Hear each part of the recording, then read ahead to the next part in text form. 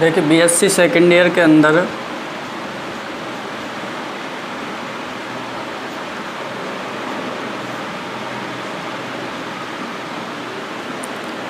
आज हम second unit start करने जा रहे हैं।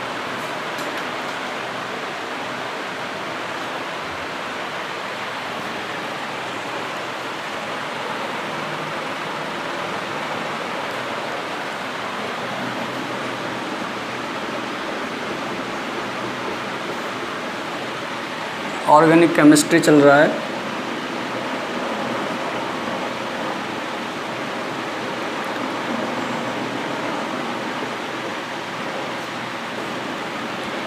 जिसमें सेकंड यूनिट है और सेकंड यूनिट में हम 3 फंक्शनल ग्रुप देखने वाले हैं, यानी करेंगे अल्कोहल,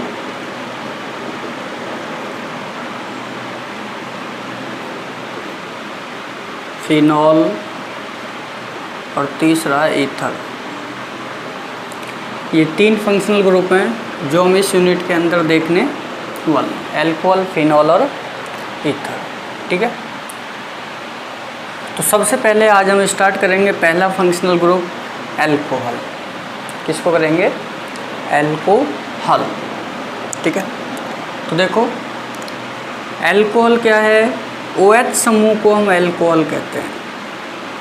OH समूह जहाँ प्रेजेंट होता है वहाँ हम कहेंगे कि OH समूह जो है वो अल्कोहल को रिप्रेजेंट करता है, अल्कोहल को प्रदर्शित करता है।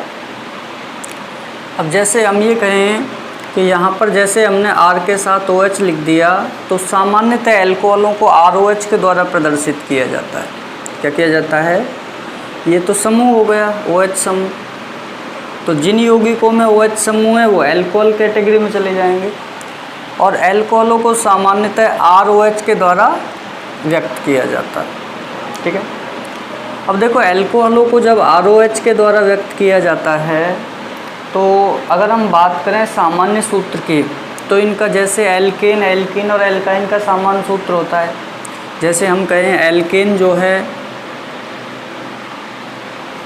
एल्केन का आपका क्या होता है? CnH2n+2।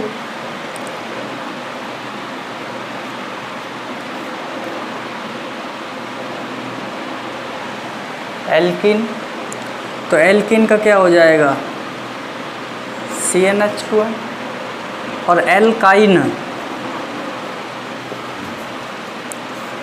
एल्काइन का क्या हो जाएगा? CnH2n-2। ठीक है, तो तीनों का एक एक एग्जाम्पल देख सकते हैं। देखो यहाँ पर यदि आप फर्स्ट केस के अंदर n=1 रखते हैं तो आपका क्या रह जाएगा? C1H2 × 1 + 2, तो एक कार्बन 2 और 2 4 हाइड्रोजन, CH4 फर्स्ट मेंबर आ गया एल्केन का n=1 रखने पर। अब देखो यहाँ पर H2n, CnH2n है, तो यहाँ पर क्या है? n=2 से शुरू होगा ये वैल्यू। यहाँ पर जो है n=2 रखनी है, तब जाकर आपका ये जो है C2H4 आएगा, ethene first member, CH2 dual bond CH2। और जो तीसरी कैटेगरी है इसके अंदर क्या है? इसके अंदर आपको जो है n की वैल्यू यहाँ पर भी आपको 2 रखनी होगी, तभी जाकर आपका वैल्यू निकल कर आएगा। तो देखो यहाँ पर करते हैं तो यहाँ पर C2 हो जाएगा, क्योंकि एक कार्बन का एल्काइन या एल्किन पॉसिबल नहीं है, तो कम से कम 2 कार्बन चाहिए, तो n=2 लॉग रेस्ट रखना होगा दोनों कैटेगरी के अंदर, एल्किन और एल्काइन में। तो यहाँ पर करेंगे C2H2, यानी कि वैल्यू पुट करें C2H2 × 2 - 2, तो देखो C2H2 यानी हाइड्रोजन 2 हैं, तो 2 दूनी 4 और 4 में से 2 जाएंगे, 2 बचेंगे, तो H2 आपका बन जाएगा CH ट्रिपल बॉन्ड CHL का। तो बिल्कुल इसी तरह से जो ये अल्कोहल हैं, इन अल्कोहलों का सामान्य सूत्र होता है CnH2n+1OH, या आप लिख सकते हो CnH2n+2O। दोनों में से कोई भी सूत्र लिखें, दोनों ही सही है, ठीक है। तो एल्कोहलों को नॉर्मली ROH के द्वारा रिप्रेजेंट किया जाता है और इनका जो सामान्य सूत्र होता है जैसे एल्कीन, एल्काइन और इसका होता है, तो उस तरह से ये होता है CnH2n+1OH। यानी यहाँ n की वैल्यू पुट करो, OH फंक्शनल ग्रुप रखा हुआ है सीधा, या आप CnH2n+2 रखो और यहाँ पे ऑक्सीजन रखा हुआ है, ऑक्सीजन को उसके साथ जोड़ दो, ठीक है। तो ये क्या है, दोनों ही सामान्य सूत्र हो जाएंगे।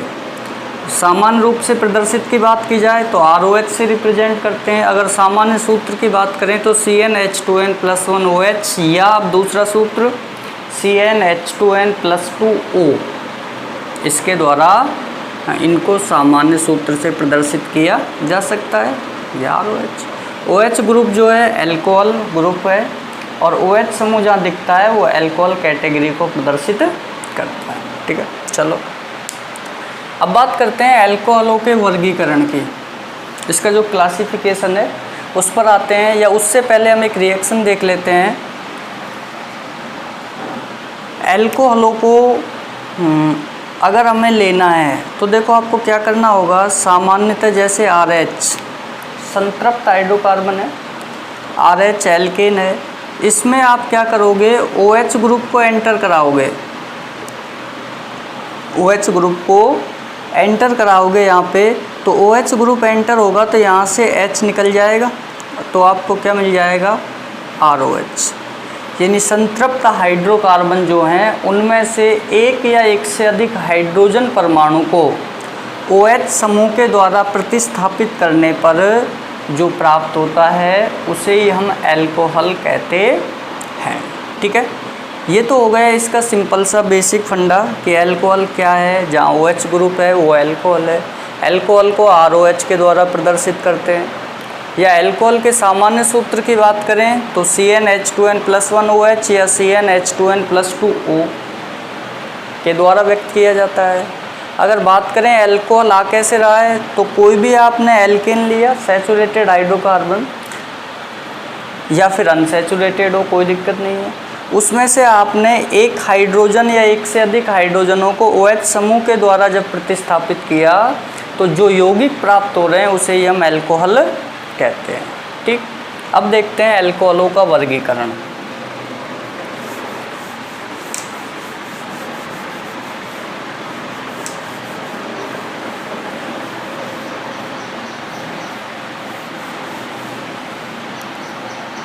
देखो एल्कोहल जो है इसके कुछ आधार पर इसको क्लासिफाई किया गया है। तो सबसे पहला आधार हमने ये कहा कि OH समूह की संख्या के आधार पर, OH समूहों की संख्या के आधार पर, ठीक है। तो देखो OH समूहों की संख्या के आधार पर एल्कोहल जो हैं उनको मोनो, डाई, ट्राई और पॉलीहाइड्रिक एल्कोहल में वर्गीकृत किया गया है। किसमें किया गया है, पॉलीहाइड्रिक एल्कोहल में। तो सबसे पहले हम कहें कि इसके अंदर जो पहला टाइप है वो आपका हो जाएगा मोनोहाइड्रिक एल्कोहल।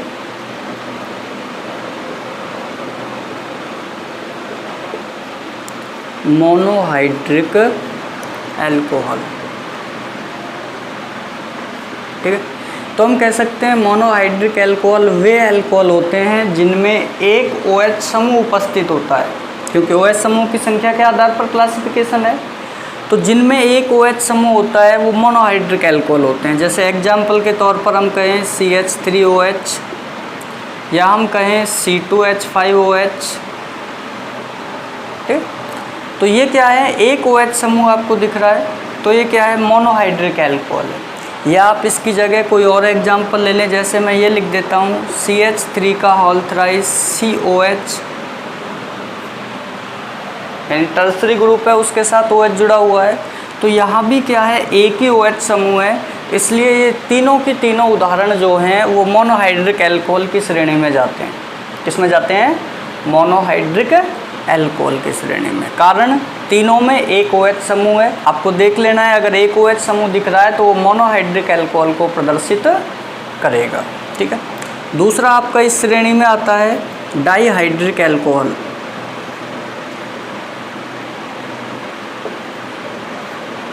Dihydric alcohol. अब देखो डाईहाइड्रिक एल्कोहल नाम से ही स्पष्ट हो रहा है कि जिनमें 2 OH समूह उपस्थित होते हैं। क्या होते हैं? 2 OH समूह उपस्थित होते हैं, उसे हम कहेंगे डाईहाइड्रिक एल्कोहल, या वो चला जाएगा डाईहाइड्रिक एल्कोहल की श्रेणी में। जैसे मैंने यहाँ पर लिख दिया CH2OH OH, एक कार्बन पर 2 OH समूह, या मैंने ये लिख दिया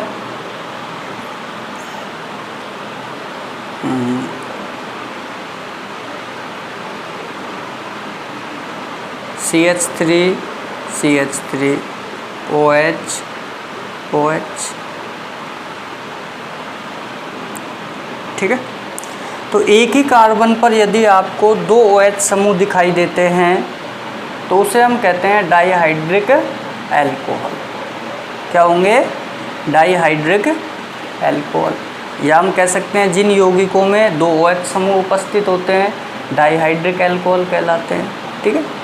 और ये डाईहाइड्रिक एल्कोहल है, ये भी क्या है आपका अंदर जाकर फिर विभाजन है इसका भी, जो हम आगे पढ़ेंगे, जैसे जैम डाई एल्कोहल हो जाएगा, या फिर विस्निल एल्कोहल हो जाएगा, या फिर अल्फा ओमेगा हो जाएगा, या फिर निकटवर्ती एल्कोहल चला जाएगा। ठीक है। तो इस तरह से क्या है, ये हालांकि अनस्टेबल होता है, एक ही कार्बन पर 2 OH समूह, और ये जैम प्रकार में आता है। किस में आता है? जैम ग्रुप में जाता है। ये जैसे जैम डाई हैलाइड होते हैं, जैम डाई हैलाइड, उसी तरह से जैम डाई एल्कोहल हो जाएगा ये। ठीक है। ये आगे बात करें, इसको अलग से लिख देते हैं।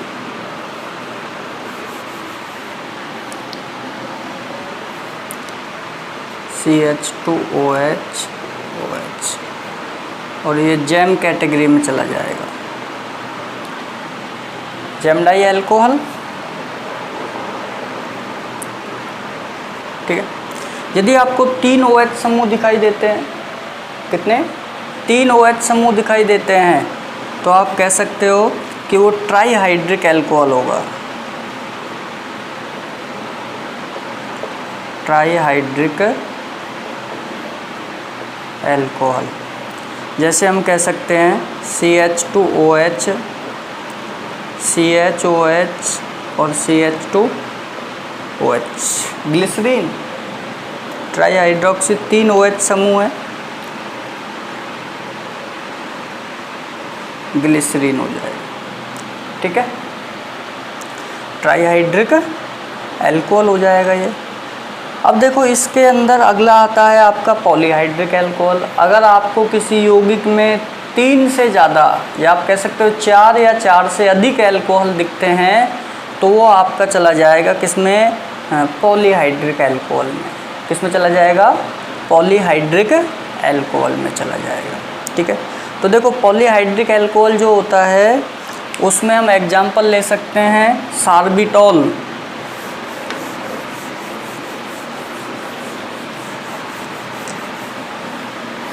देखो चौथा प्रकार है OH समूह के आधार पर पॉलीहाइड्रिक एल्कोहल।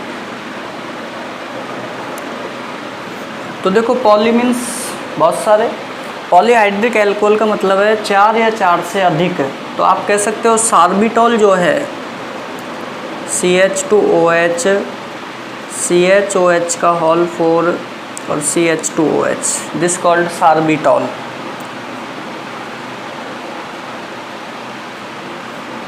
सार्बिटॉल।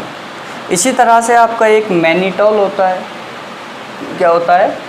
मैनिटॉल होता है, जो भी क्या है पॉलीहाइड्रिक एल्कोहलों की श्रेणी में आता है। एग्जाम्पल 2 आप ले सकते हो, मैनिटॉल। ठीक है। तो मैनिटॉल मैनोज से बनता है, और सार्बिटॉल जो है वो आपका फ्रक्टोज से बनता है। ठीक है। रिडक्शन प्रोडक्ट हैं दोनों। और इसके अलावा भी आप और एग्जाम्पल देखना चाहो तो एक और आइनोसिटॉल भी होता है। आइनोसिटॉल। आइनोसिटॉल भी क्या है, एक पॉलीहाइड्रिक अल्कोहल का उदाहरण है। ठीक है, अब देखो हमने देखा OH समूह की संख्या के आधार पर 4 प्रकार के अल्कोहल हो गए। मोनोहाइड्रिक जिनमें 1 OH होता है, डाईहाइड्रिक जिनमें 2 OH होते हैं, ट्राईहाइड्रिक जिनमें 3 OH होते हैं ग्लिसरीन, और पॉलीहाइड्रिक अल्कोहल जिनमें कि 4 या 4 से ज़्यादा OH समूह होते हैं, पॉलीहाइड्रिक अल्कोहल कहलाते हैं। जैसे सार्बिटॉल 1 OH, ऑल 4 है, 4 OH है, 4 और 1 5 और 1 6।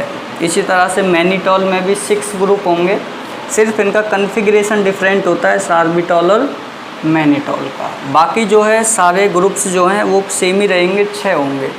और आइनोसिटॉल जो है इसके अंदर भी आपको जो है 6 OH ग्रुप मिलेंगे, जो कि बेंजीन के हाइड्रोजन के सब्स्टिट्यूशन से बनता है आइनोसिटॉल।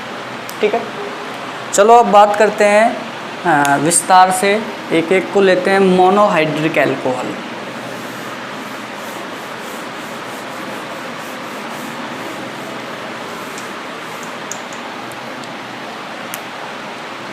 नंबर 1 हेडिंग ले लेते हैं।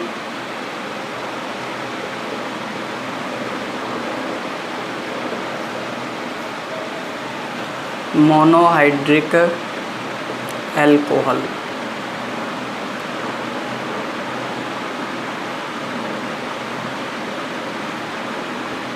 ठीक है,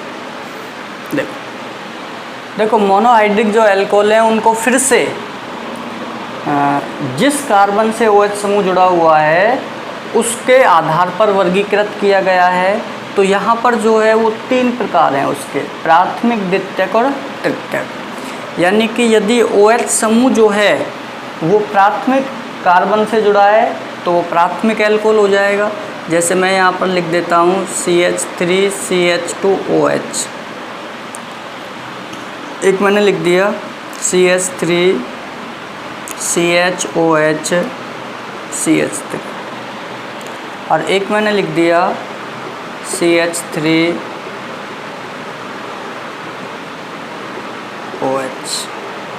अब देखो तीनों के अंदर जो OH जुड़ा हुआ है उस अलग अलग कार्बन से जुड़ा हुआ है। इसके अंदर देखें तो यहाँ पर ये क्या है, प्राथमिक कार्बन से जुड़ा हुआ है। किससे जुड़ा हुआ है, प्राथमिक कार्बन से। ठीक है, अब आपको देखो पहचान कैसे करनी है। आपका जो है ये मैथिल समूह हो गया, क्या है ये, मैथिल समूह। ठीक है, अब ये जो मैथिल समूह है, या मैं इसको क्या है, मैथिल समूह के साथ OH जोड़ देता हूँ, तो इसको हम ऐसे लिख सकते हैं CH3OH। तो आपको 1 डिग्री, 2 डिग्री या 3 डिग्री की पहचान कैसे करनी है कि अगर आपको देखना है कि OH समूह जो है वो क्या है, जिस कार्बन से जुड़ा हुआ है, जिस कार्बन से जुड़ा हुआ है वो अन्य कितने कार्बन से जुड़ा हुआ है, अन्य कितने कार्बन से जुड़ा हुआ है। तो देखो यहाँ पर बात करें तो OH इस कार्बन से जुड़ा है और इसके आसपास और कोई कार्बन नहीं है, तो इसका मतलब ये आपका 0 डिग्री अल्कोहल है। कैसा है, 0 डिग्री अल्कोहल। इसमें देखते हैं OH जिस कार्बन से जुड़ा है वो कितने कार्बनों से जुड़ा हुआ है निकटवर्ती। तो देखो यहाँ पर 1 है, तो ये आपका हो जाएगा 1 डिग्री, 1 डिग्री अल्कोहल। यहाँ पर देखो ये OH इससे जुड़ा है, ये 2 कार्बन से जुड़ा हुआ है, तो ये आपका हो जाएगा 2 डिग्री, और ये 3 से जुड़ा हुआ है CH3 ग्रुप से, तो ये हो जाएगा आपका 3 डिग्री अल्कोहल। ठीक है, तो इस तरह से हम पहचान कर सकते हैं कि OH समूह जिस कार्बन से जुड़ा है वो निकटवर्ती कितने कार्बनों से जुड़ा हुआ है, तो वही उसकी डिग्री हो जाएगी, या हम कह सकते हैं वही उसका प्राथमिक, द्वितीयक, तृतीयक या फिर 0 डिग्री अल्कोहल कहलाएगा। जैसे यहाँ पर OH इससे जुड़ा है, इसके निकटवर्ती कोई कार्बन नहीं है, तो ये 0 डिग्री अल्कोहल होता है। कैसा होता है, 0 डिग्री अल्कोहल। अब 1 से जुड़ा है 1 डिग्री, 2 से जुड़ा है निकटवर्ती कार्बन जिससे OH जुड़ा है, तो ये हो जाएगा आपका 2 डिग्री, और अगर वो 3 कार्बनों से जुड़ा हुआ है तो वो 3 डिग्री हो जाएगा। ठीक है, तो आपको इस तरह से प्राथमिक, द्वितीयक और तृतीयक अल्कोहल को हम पहचान सकते हैं तो यहाँ पर हमने क्या देखा कि मोनोहाइड्रिक एल्कोहल है, चारों के चारों उदाहरण मोनोहाइड्रिक के हैं, क्योंकि यहाँ पर भी एक OH है, यहाँ भी एक है, यहाँ भी एक है और यहाँ भी एक है। तो सब में क्या है कि OH समूह एक है, इसलिए ये हो जाएगा मोनोहाइड्रिक एल्कोहल। ठीक है। अब मोनोहाइड्रिक को हमने क्लासीफाई किया है, आगे वर्गीकृत किया है किस आधार पर कि OH समूह किस कार्बन से जुड़ा हुआ है, या OH समूह से जुड़े हुए कार्बन की प्रकृति के आधार पर। तो देखो यहाँ पर OH समूह जिस कार्बन से जुड़ा हुआ है उसकी प्रकृति 0 डिग्री है, क्योंकि वो एक भी कार्बन से नहीं जुड़ा हुआ है आगे। यहाँ पर 1 डिग्री है जिसको हम प्राथमिक कहते हैं, ये 2 डिग्री है जिसको हम द्वितीयक कहते हैं, इसको द्वितीयक कहते हैं हम।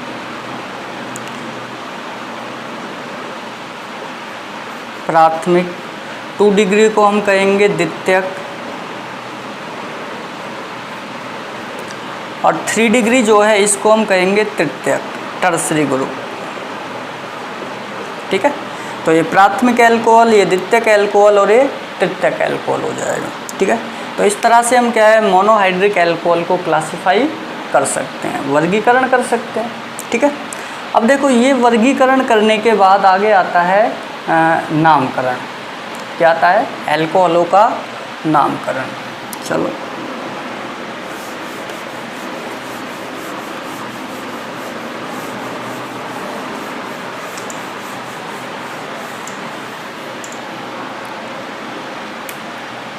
देखो,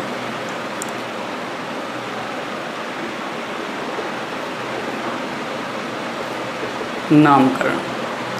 अब देखो एल्कोहलों का नामकरण करना है तो 2 तरह से हम देखेंगे, एक तो सामान्य नामकरण और एक IUPAC नामकरण। ठीक है। तो हमने पढ़ी हुई है दोनों पद्धतियाँ किस तरह से होता है। तो देखो उसके लिए एक तो सामान्य नाम जो है,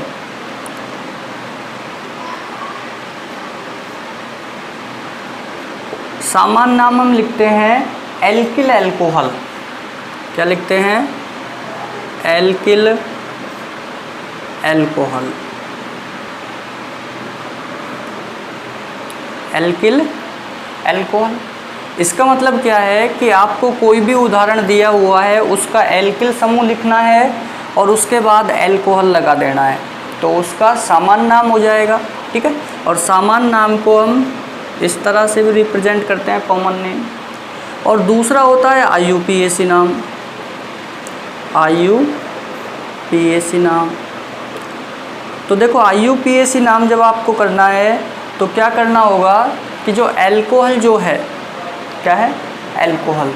एल्कोहल का अनुलग्न जो है OH, अनुलग्न ऑल होता है। ठीक है।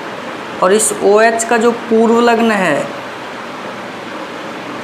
वैसे यहाँ काम नहीं आएगा लेकिन हम फिर भी बता देता हूँ, OH का जो पूर्व लग्न है वो होता है हाइड्रोक्सी। ठीक है। हाइड्रोक्सी ग्रुप होता है ये। तो ये अनुलग्न और पूर्व लग्न हो गए इसके, IUPAC में काम आएंगे। अब देखो यहाँ पर जब IUPAC नाम लिखा जाएगा तो हमें क्या करना है, जो हमने 11th क्लास में IUPAC सीखी हुई है वो याद करनी है हमको। तो उसके अंदर हम जैसे नाम लिखते हैं कि पहले हमें क्या है, कार्बन जितने हैं उनका पूर्व लग्न लिखना है और फिर लास्ट में क्या करना है, अनुलग्न लगाना है। ठीक है। तो यहाँ पर क्या हो जाएगा, हम लिख सकते हैं कार्बन परमाणुओं की संख्या के अनुसार, या मैं लिख देता हूँ कार्बन पूर्व लग्न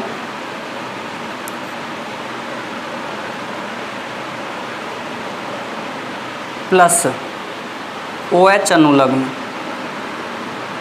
OH समूह अनुलग्न।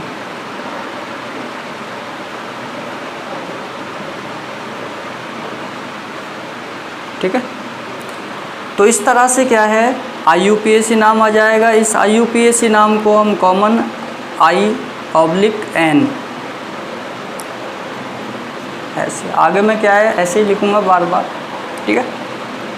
कॉमन नेम और IUPAC नेम। ठीक है। तो IUPAC नेम, कॉमन नेम, ठीक, दोनों देखेंगे। सामान्य नाम लिखना है तो एल्किल समूह देख लेना है, लास्ट में एल्कोहल लिख देना है। ठीक है। और IUPAC नाम लिखना है तो OH का अनुलग्न याद रखना है ऑल, और उससे पहले जितने कार्बन परमाणु हैं वो आपको क्या है, उनका पूर्वलग्न लगाना है। अगर श्रृंखला में क्या है, लंबी श्रृंखला लेंगे, कोई प्रतिस्थापी है तो उस प्रतिस्थापी को लिखेंगे, उसके बाद पूर्वलग्न लगाएंगे कार्बन का और OH समूह का अनुलग्न लगा देंगे। ठीक है, चलो देखते हैं इसको।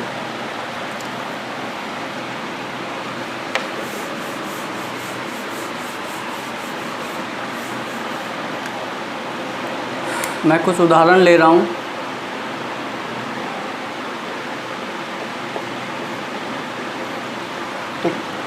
जैसे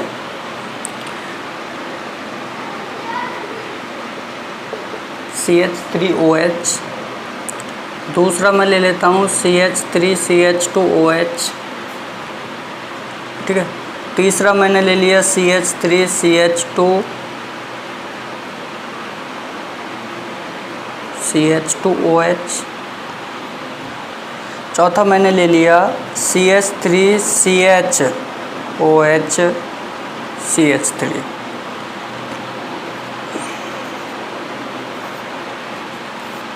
ये 4 एग्जाम्पल लिए हैं और चारों एग्जाम्पल्स का हमको क्या करना है, कॉमन और IUPAC दोनों नाम लिखने हैं। क्या करना है, कॉमन और IUPAC दोनों नाम लिखने हैं। ठीक है, तो देखो सबसे पहले इस उदाहरण को लेते हैं। तो देखो इसमें आपको कौन सा समूह दिख रहा है, एल्किल समूह मैथिल, और OH है तो एल्कोहल लगाना है। तो इसका देखो कॉमन नेम CN, तो क्या हो जाएगा, मैं इसको ऐसे करता हूँ, यहाँ लिख देता हूँ ऊपर, ये तो कॉमन नेम हो जाएगा, या इसको थोड़ा आगे ले लें और यहाँ पर हो जाएगा आपका IUPAC नेम। ठीक है, देखो इसके कॉमन नेम की बात की जाए तो इसका कॉमन नेम क्या हो जाएगा, मैथिल, और लास्ट में एल्कोहल लगाना है, एल्कोहल। ठीक है, अब देखो इसका IUPAC नाम की बात की जाए तो आपको देखना है कार्बन कितने हैं, एक, तो कार्बन का पूर्वलग्न लगा देना है मैथ और ऑल जोड़ देना है, तो क्या हो जाएगा, मैथेनॉल, मैथेन प्लस ऑल, तो यहाँ पर इसका नाम हो जाएगा मैथेनॉल। ठीक है, इस तरह से इसको देखते हैं अगले एग्जाम्पल को। इसके अंदर देखो ये एथिल समूह होता है और OH समूह है, तो हम यहाँ पर लिख देंगे एथिल एल्कोहल। ठीक है, IUPAC नाम की बात की जाए तो आपको देखना है कार्बन कितने हैं, 2, तो 2 के लिए क्या होता है पूर्वलग्न, एथेन, एथ होता है, तो हम क्या है एथेन प्लस ऑल करेंगे तो ये हो जाएगा आपका एथेनॉल। ठीक है, तीसरे एग्जाम्पल की बात करते हैं।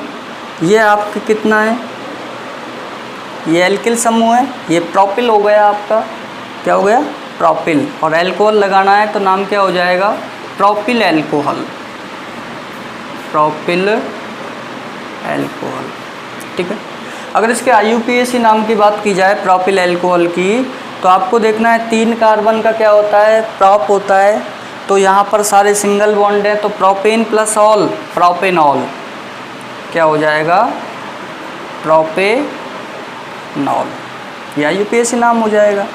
ठीक है, या आप इसको ऐसे भी लिख सकते हो, इसका दूसरा नाम प्रॉप 1 ऑल, प्रॉप 1 ऑल या प्रोपेन 1 ऑल। ठीक है, या इसको आप 1 प्रोपेनॉल भी लिख सकते हो। अब देखो यहाँ पर ये जो है ये आपका सामान्य नाम लिखना है, तो यहाँ पर ग्रुप पहचानना है। ये तो सामान्य नॉर्मल चल रहा था, क्या था, नॉर्मल चल रहा था, आप इनके आगे N भी लगा सकते हो, N मैथिल एल्कोहल, ये N प्रोपिल एल्कोहल, एक श्रृंखला है सीधी जिसमें कोई ब्रांच नहीं है। यहाँ पर ये जो समूह है आपको दिख रहा है, ये एक समूह है जिसको आइसो समूह कहते हैं। क्या कहते हैं, आइसो समूह। तो यहाँ पर OH आपको लगाना है लास्ट में एल्कोहल, तो ये समूह हो गया आइसोप्रोपिल, क्योंकि 3 कार्बन है, क्या हो गया, 3 कार्बन, तो ये हो जाएगा आइसोप्रोपिल एल्कोहल, सामान्य नाम हो जाएगा इसका आइसोप्रोपिल एल्कोहल। ठीक है, अब देखो ये आइसोप्रोपिल एल्कोहल है, इसका IUPAC नाम लिखना है। तो आपको क्या करना होगा, नंबरिंग करनी होगी, क्योंकि IUPAC हमने सीख रखा है। तो नंबरिंग वहाँ से करेंगे जिधर से OH को लोवेस्ट अंकन मिले, तो किधर से भी कर लो आप, वही 2 नंबर पे आएगा, ठीक है। तो आप इसको क्या है 2 प्रोपेनॉल कह सकते हो, या प्रोपेन टू ऑल। तो मैं सीधा लिख रहा हूँ 2 प्रोपेनॉल, ठीक है। तो ये इसका हो जाएगा IUPAC नाम, 2 प्रोपेनॉल, क्योंकि 2 पर क्या है OH समूह प्रेजेंट है, तो इसको 2 प्रोपेनॉल हमने कहा है। या हम इसको दूसरा नाम भी लिख सकते हैं prop two all. Prop 3 carbon के लिए और दूसरे नंबर पर OH है तो प्रोप टू ऑल, ठीक है। अब देखो यहाँ पर 1-2 डिग्री की बात की जाए तो ये आपका क्या है 0 डिग्री, ये 1 डिग्री, ये भी क्या है आपका, यहाँ पर देखो OH इससे जुड़ा है, ये 1 से जुड़ा हुआ है डायरेक्ट निकटवर्ती, तो ये भी 1 डिग्री में चला जाएगा। और ये आपका हो जाएगा 2 डिग्री, क्योंकि ये जो C है 2 कार्बन से जुड़ा हुआ है, ठीक है। यहाँ पर ये जो कार्बन है 1 से जुड़ा हुआ है, ठीक है। इससे अगला नहीं देखना है, इससे अगला देखना है कि ये कितने से जुड़ा है। तो ये तो सीधा सीधा निकटवर्ती 1 से जुड़ा हुआ है, ठीक है। और एग्जाम्पल्स हम करेंगे नेक्स्ट क्लास में।